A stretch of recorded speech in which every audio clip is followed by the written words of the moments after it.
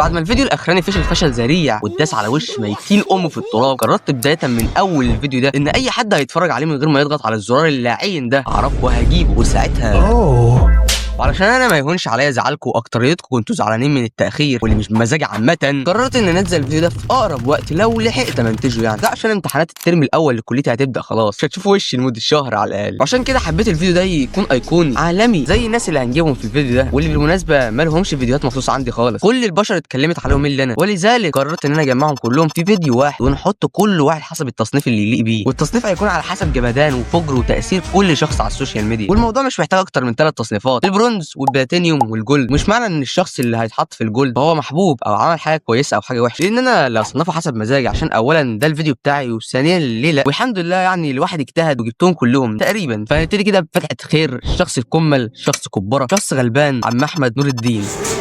انا اتكلم معاكي ما ترديش ليه؟ ده عم احمد نور الدين على سن ورد. شخص كده جرب تدور على اكشناته في التيك توك، شوف التصاميم اللي معموله عليه في الانستجرام، هتحس ان انت مش فاهم، لانك هتلاقيه مره بيرقص، مره بيعيط، مره بيقول حكم، مره بيقول الله الله الله الله الله الله. وعم احمد من نوع الناس اللي اتشهرت مره واحده، يعني ما جابهاش سلمه سلمه، لانه ما كانش عارف انه على سلم اساسا، بمعنى انه هو ترند هو نفسه ما كانش عارف ان هو ترند. والحمد لله يعني ما تعرفش كشخص مستفز، لان ده مش شكل واحد انت تكرهه، دي نظريه من عندي كده ان السبب شهرته هي قصته. موضوع ان حد يبقى فوق قوي وبعدين يبقى تحت قوي، لا تحت قوي قوي، فهو موضوع مثير للاهتمام شويه. يا اخي ده كان مربي كلب في بيته ومش بعيد يكون مسميه سيد رب. غير كده طلع له كميه ساوندات بتوع تيك توك نفسهم ما كانوش بيستخدموا غيرها، وكلامه العشوائي اللي بيوصف حاجات كتير جدا بتحصل، وده بالتالي ادى الى ظهور كم هائل من الميمز عليه. او بص خليه يقعد ساكت شويه هتلاقي برضه نفس الميمز عليه لحد ما اختفى فجاه، واكيد يعني شخص كان بيطلع منه الكوميونتي ده يختفي كده مش معقوله. فالناس قالوا انه الله يرحمه كفى ووفى والسلام عليكم ورحمه الله وبركاته، بس يظهر تاني فجاه ويطلع ملعوب معاه بلاي ستيشن 5، لا وكمان متاخد منه الدراع الاساسي ب 2000 جنيه بس. وعشان كده عم احمد نور الدين يستحق لقب البلاتينيوم. تاني شخص بقى هو فادي بكري، شخص كده من ضمن الفئه اللي ما تقدرش تتكلم في ظهرهم، لانهم هيطبقوه عليك وساعتها هتبقى عامل شبه الخرزانه، وهو ده نوع المحتوى اللي اتحلب منه في الاول. غير الافيه اللي رقدني في السرير شهر كامل بتاع كل ده فادي امال لو مليان، عشان هو من شله الجيماويه بتاعت التيك توك، الشله اللي وانت بتتصفح عادي هي انت ازاي يلا قاعد على تيك كده ومش عايز تهزها، انت ليه مش ناجح، انا عايز اشوف وحش دلوقتي، قوم وتعالى الجيم ارفع لك دمبلين وتعلم تكنيكات هتفيدك في السرير. وده بالتالي ادى للبفات اللي بينه وبين بتوع محتوى الرياكت، هم ينزلوا رياكت عليه وهو يرد عليهم بطريقه التعالي والتكبر والفحلوه، على ان بتوع الرياكت غيرانين منه وان اضخم واحد فيهم محصلش كتف اليمين. عشان كده الاسطى فادي عضلات، لا مش ده يستحق بجداره البرونز وربنا يستر. ثالث واحد واعوذ بالله ان هجيب سيرته محمد طارق.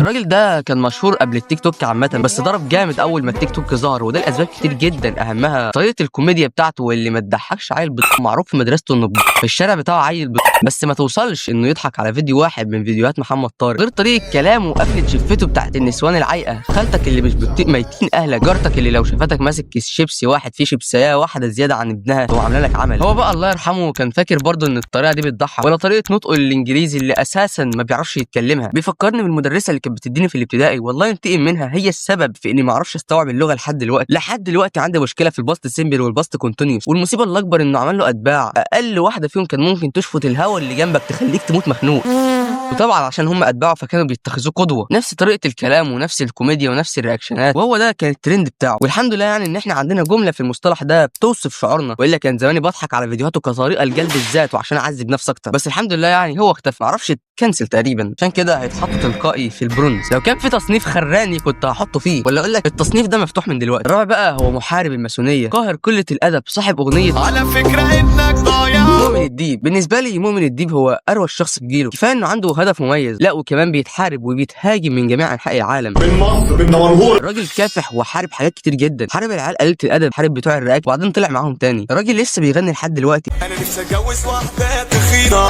ساعات بشوف شخصيه مؤمن الديب في شفيق الله يمسيه بالخير، وانا مش حاسس اديكوا التقيله، وهو ان الراجل ده سنجل لحد دلوقتي ومحارب ضد الفيمينست والحركه النسائيه، ولو قعدت اتكلم عليه لحد بكره ففي كلام كتير جدا، عشان كده هيتحط طوالي في البلاتينيوم. الازياء دي طوالي عشان نسيت احنا في الكام اجمد واحد بيعمل اندومي، فارس العصب. انت بقى هتقف معايا شويه لان انا هعرف ايقونه. الراجل من كتر جبروته ضاف مصطلح جديد في اللغه، وانا نفسي هفضل استخدمه ل 166 سنه قدام، وربنا يطول في عمرنا يعني، وهو مصطلح ما تيجوا نعمله واحد، مشتق منه كلام كتير جدا زي هعمل معاك واحد وما الى ذلك. وده اول شخص في القايمه لحد دلوقتي يتعمل عليه ايديت، لا يتعمل عليه كم هائل من الايديت. في عز شهرته كان هو الوحيد اللي بيجابه الشخص اللي محدش كان عارف يجابه. كفايه الكلمه اللي بتيجي بعد فارس اصلا كميه اورا مش طبيعيه. اما عن المهارات فالراجل ما شاء الله يعني في كتير. بيعرف يعمل واحد اندومي ويترس شطه، انتقل من عربيه لمحل، بيعرف يعمل بودكاست، بيعرف يعمل اعلانات. يعني بص ما تجيش معاه في اي حاجه. فوق كل ده شخص متواضع، يعني انا ممكن اتصور معاه وهو مش هيقول حاجه، هو بس هيعمل معايا واحد اندومي.